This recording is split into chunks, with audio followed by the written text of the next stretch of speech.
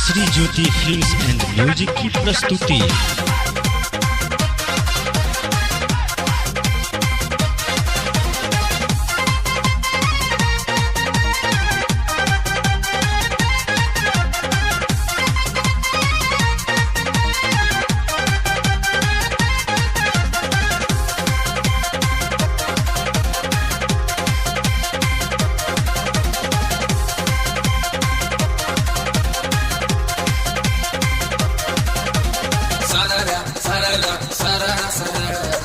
नाने गोरी तू पकड़ा उठा सारा सारा सारा सारा नाने गोरी तू पकड़ा उठा सारा सारा सारा सारा नाने गोरी तू पकड़ा उठा जब तू गो मोहल्ला के दिल के कर दो हल्ला तू नाने ओढ़नी पूरा आ आ आ सारा सारा सारा नाने गोरी तू पकड़ा उठा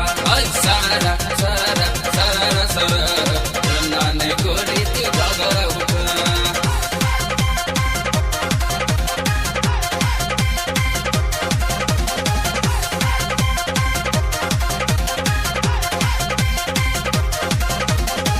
जग कतो हर नैन पियाली हम गई मस्त शराबी मस्त बदन पर मस्त मुस्कान उड़ा के लगेला हमर परान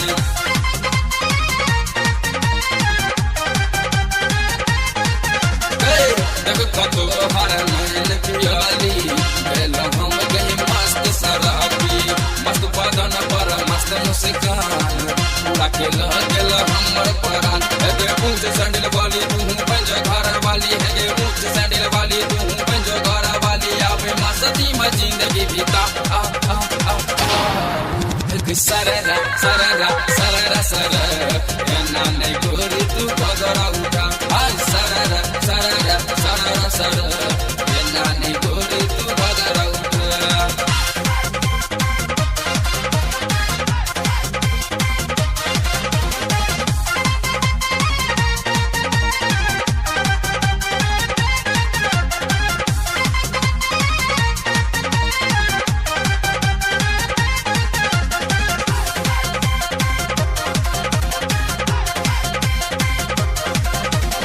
Shri Jyoti films and music की प्रस्तुति। जखने घगरा ऊपर उठल तखने हमरा भेल फिकर तोरले प्लास्टिक नैन सुमन तोरा छोरा बटर के कर